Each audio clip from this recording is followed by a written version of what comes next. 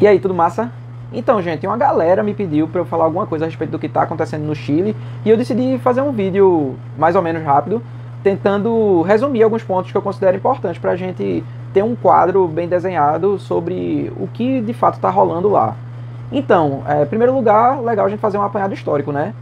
O Chile era um país que andava bem das pernas, mais ou menos em meados do século XX, quando na década de 70 chega ao poder um cara chamado Salvador Allende. Salvador Allende foi um político que era bem de esquerda, com uma agenda bem radical, extremista para alguns, e a gente vivia naquela época o quê? A Guerra Fria, né? Polarização, golpes de Estado rolando, e aí Salvador Allende tentou de maneira unilateral, alguns dizem, passar uma série de medidas que iriam prejudicar as elites, né? Nacionalizações, estatizações, reformas agrárias, e aí, obviamente, isso irritou muita gente. Salvador Allende também não era exatamente um reformista. Ele foi eleito pelas urnas, ele foi um cara democrático, mas ele queria, de fato, implantar o socialismo através da democracia, né? Muito diferente, por exemplo, do perfil de João Goulart, que era um cara mais trabalhista, né? Mais de uma linha social-democrata e tal. Enfim, não justifica, e aí ele sofreu um golpe. Esse golpe contou com o apoio dos Estados Unidos e com a ajuda da CIA. Isso está provado, tá? Não é papo de militante, não. Tem até audiência pública no Congresso americano falando sobre isso. E aí, depois desse golpe, entra no poder um general carniceiro chamado Pinochet. Pinochet é um cara que é uma vergonha para a história, né? Ele fez uma ditadura horrível no Chile, porém foi um cara que liberalizou a economia chilena, né? Então, quando o Chile sai da ditadura, ele está com a economia nos trinques. E aí o Chile entra na democracia com a economia bem liberalizada, juntamente com a democracia, né? Um altíssimo grau de liberdade e tal. E o país deslancha.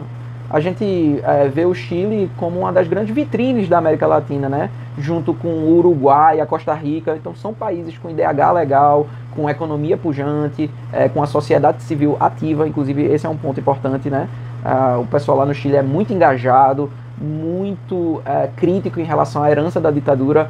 Diferente do Brasil, lá a ditadura assim, é inegociável. Uma página virada é uma coisa que é ruim, sabe? Então você tem museus, por exemplo, sobre o que aconteceu na época da ditadura e tal. No Brasil a gente não vê muito isso. E aí, pois bem, o Chile vira essa espécie de grande potência, entre aspas, né, da América Latina. Porém, ele herda a Constituição da época de Pinochet. A Constituição sofreu uma série de reformas, de emendas constitucionais e se tornou uma Constituição democrática. Porém, continua o peso simbólico de ter uma Constituição do período ditatorial. Aí o que é que acontece? Alguns meses, mais ou menos ano passado, tal, começou esses levantes populares, essas revoltas, esses protestos de rua lá no Chile, muito parecido com o que estava rolando no Brasil aqui em 2013. Vocês lembram? O gigante acordou e papapá. Pois é. Então, você tem aquele perfil de protesto, né, sem uma liderança partidária bem informada, com movimentos sociais meio difusos tal, e com uma série de pautas misturadas tal. Então, no Chile eles conseguiram pegar esse movimento bem espontâneo que se teve e que era focado muito na questão da desigualdade social. Eles conseguiram transformar isso em pautas concretas e rolou agora um plebiscito que aprovou uma mudança, tá? Uma nova constituinte lá para o Chile. E aí eles vão abolir essa Constituição da época de Pinochet, tá? Que foi uma Constituição colocada, imposta de cima para baixo, e vão fazer um novo processo de engenharia constitucional. E aí eles colocaram para ser uma constituinte com paridade de gênero, com a presença de povos originários lá, os povos nativos, indígenas. Muito legal. Então eles conseguiram transformar aquele balaio de pautas que você teve, tá? Aquele processo quase de anomia social que estava tendo lá, de muita revolta contra a corrupção, revolta contra a desigualdade social, que aliás, lá a desigualdade social, medida através do índice de Gini, ela não é tão alta quanto no Brasil.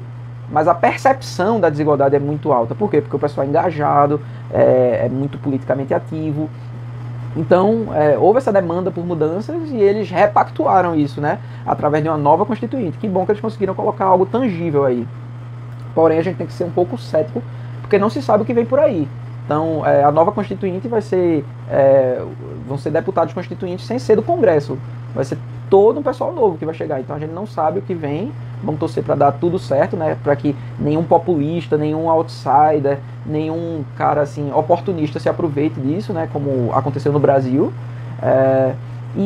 Vale lembrar, né, que tem essa diferença, assim, de muita gente fala, porque o Chile é muito desigual. Tá, mas é bem menos desigual do que no Brasil, por exemplo. O Brasil é muito mais desigual que o Chile, muito mais. A questão é que lá a percepção é alta, certo? Outra coisa, o que aconteceu no Chile mostra a falência de um modelo de mercado mais aberto, tal. Não necessariamente, tá? Não necessariamente. O que mostra é uma sociedade engajada, ativa, que estava cansada de uma série de assimetrias que aconteciam e que sim tinham a ver com aquele modelo de constituição da época de Pinochet, tá? Mas que podem ser superadas através desse processo, né, constitucional ou de reforma, tal. Que bom que não precisa ter uma revolução necessariamente. E aí entra um ponto interessante. E as igrejas? E as igrejas que estavam queimando e tal? É cristofobia? Não. Queimaram 2 igrejas lá. Uma das igrejas era inclusive a igreja dos carabineiros, que é a polícia lá do Chile. E o que a gente estava tendo no Chile é um processo de quase que anomia social, né? Tava quase chegando ao ponto de anarquia, né? Então é normal que alguns símbolos arquitetônicos ligados ao status quo, leia-se Igreja Católica, o Chile é um país católico como o Brasil, sejam destruídos ou vilipendiados nesse processo, né? Foram 2 igrejas. Não acho que isso é sinônimo de cristofobia. Inclusive é um processo muito parecido também com na época que o pessoal invadiu o teto lá do Congresso, se eu não me engano, lá nas jornadas de junho lá de 2013. É muito parecido, você tem um peso simbólico, né? Você tem a população revoltada, tal, queremos mudar, não sei o quê, mas não significa necessariamente a ruína da instituição, né? Todo mundo lembra o que aconteceu depois no Brasil, né? Então, não necessariamente é algo a se temer em relação à população cristã lá no Chile. Não tem nada a ver uma coisa com a outra, né? É um ato de vandalismo, mas não é perseguição aos cristãos. São 2 coisas diferentes, né? Você quer ver perseguição aos cristãos? Coreia do Norte, você tem isso. Na China, inclusive a China que massacra a população Uyghur, que é uma minoria lá, que fica na região de Wuhan. Então, com campos de concentração, inclusive. Mas isso é outro ponto, tá vendo? Eu tenho essa dificuldade, eu começo a falar de um monte de coisa.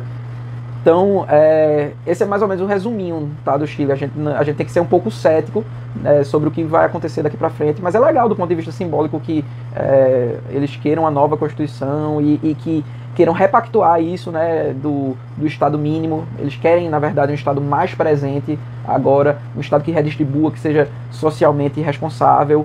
E, para quem está acusando, porque isso é a esquerda e tal, meu amigo, foi quase 80% da população que votou favorável à derrubada da antiga Constituição, tá? Quase 80%. Isso é uma unanimidade gigantesca e não dá para botar no colo de uma corrente ideológica só, tá?